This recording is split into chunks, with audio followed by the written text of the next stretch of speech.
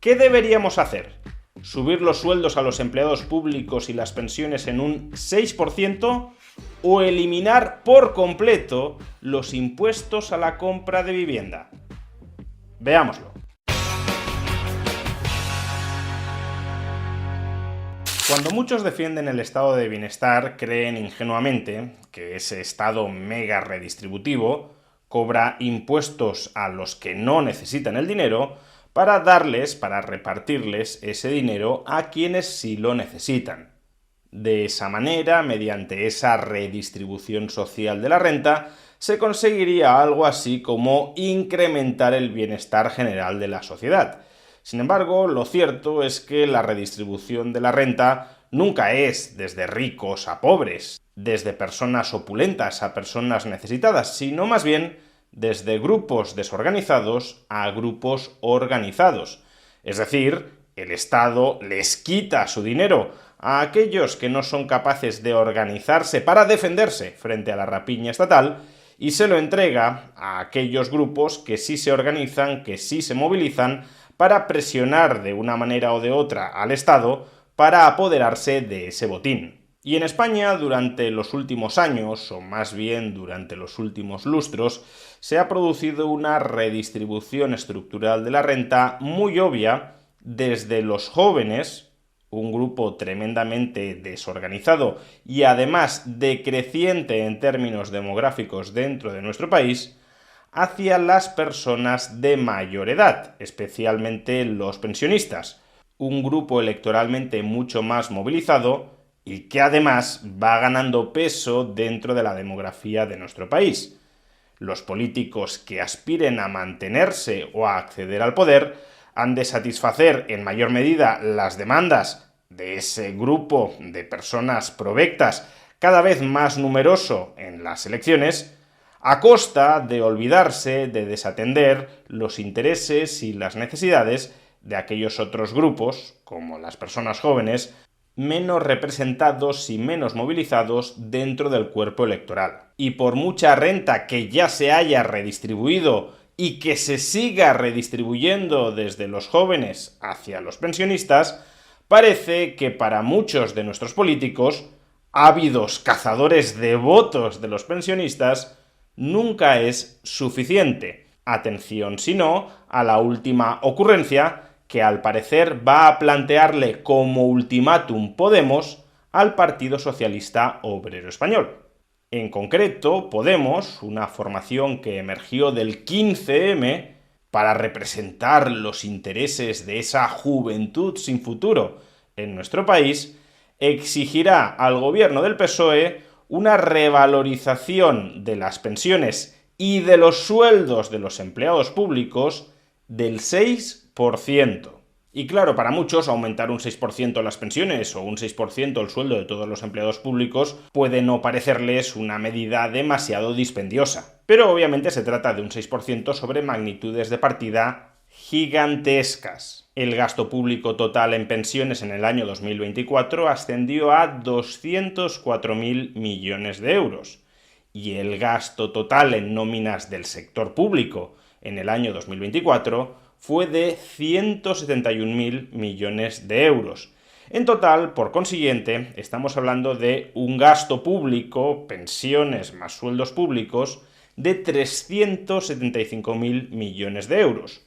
Un incremento del 6% en estas cuantías supone, en consecuencia, un gasto público adicional por año de 22.500 millones de euros. ¿Son los pensionistas o los empleados públicos en general los grupos sociales más necesitados de esta redistribución en su favor de 22.500 millones de euros? Pues pongamos esta cuantía en relación con otra gran problemática social que experimentan, que sufren, que padecen en España otro colectivo, los jóvenes. Me estoy refiriendo a la problemática del acceso a la vivienda. Desde una perspectiva estrictamente socialdemócrata, como la que podría apadrinar Podemos, 22.500 millones de euros dedicados cada año a construir vivienda pública permitiría construir a un coste promedio de 300.000 euros por vivienda, permitiría construir cada año 75.000 viviendas públicas. O desde una perspectiva más liberal, 22.500 millones de euros permitiría suprimir enteramente el IVA que grava la vivienda y también el impuesto sobre transmisiones patrimoniales que grava la compra de vivienda de segunda mano. Y aún nos sobraría dinero, porque la recaudación conjunta de estos dos tributos, IVA más ITP, es de 19.000 millones de euros. Estamos hablando que estos impuestos encarecen la compra de vivienda directamente en torno a un 10%. De hecho, si quisiéramos restringir la eliminación de estos dos tributos, no a la compra de cualquier vivienda, sino únicamente a la compra de primera vivienda, sea vivienda nueva o vivienda de segunda mano, el coste fiscal, el impacto fiscal, todavía sería más bajo, porque aquí estamos hablando de eliminar la totalidad de estos dos tributos en cualquier adquisición de una vivienda.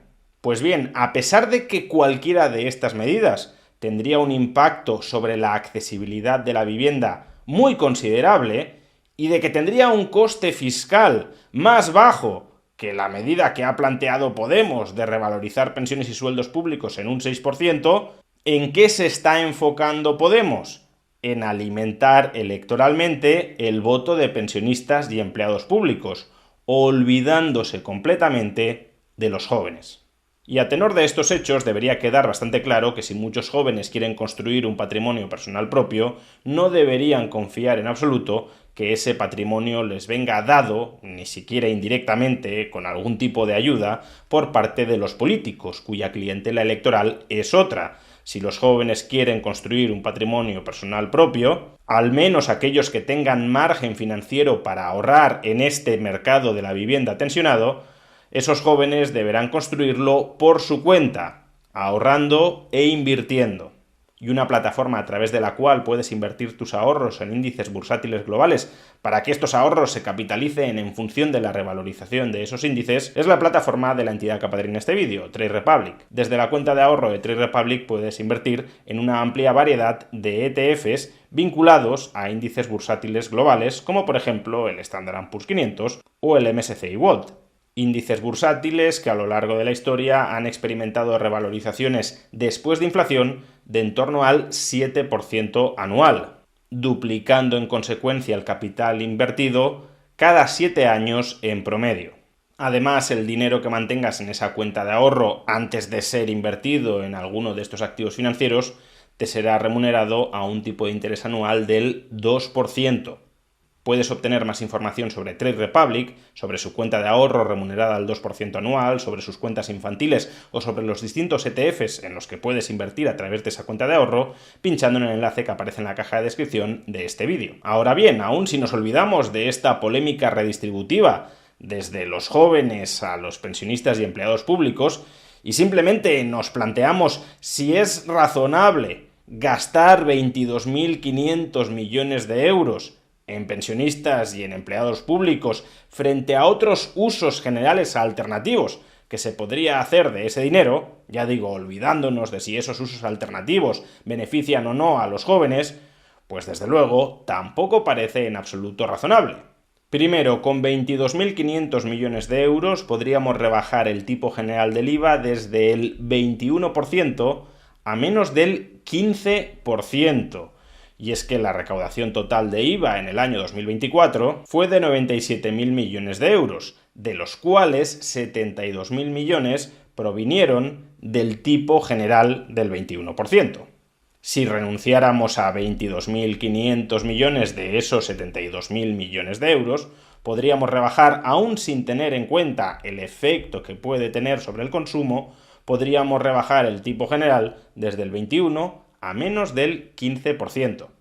En segundo lugar, la recaudación total por el impuesto sobre sociedades, por el impuesto que grava los beneficios empresariales, fue de 39.000 millones de euros en el año 2024.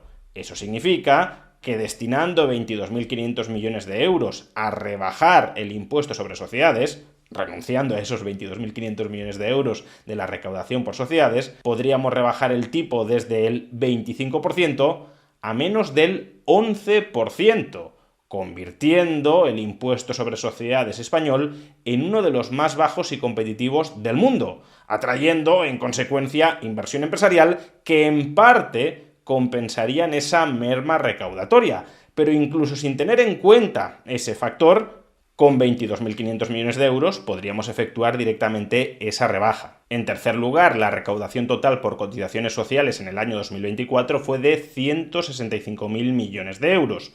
Eso significa que, grosso modo, podríamos rebajar las cotizaciones sociales en 5 puntos porcentuales, lo que tendería a elevar los salarios de todos los trabajadores, incluyendo los autónomos, en ese mismo porcentaje, alrededor del 5%. En cuarto lugar, el aumento de la recaudación tributaria por IRPF desde el año 2019 como consecuencia de no ajustar los distintos beneficios fiscales y los tramos de renta de este impuesto en función de la evolución de la inflación, asciende a alrededor de 20.000 millones de euros.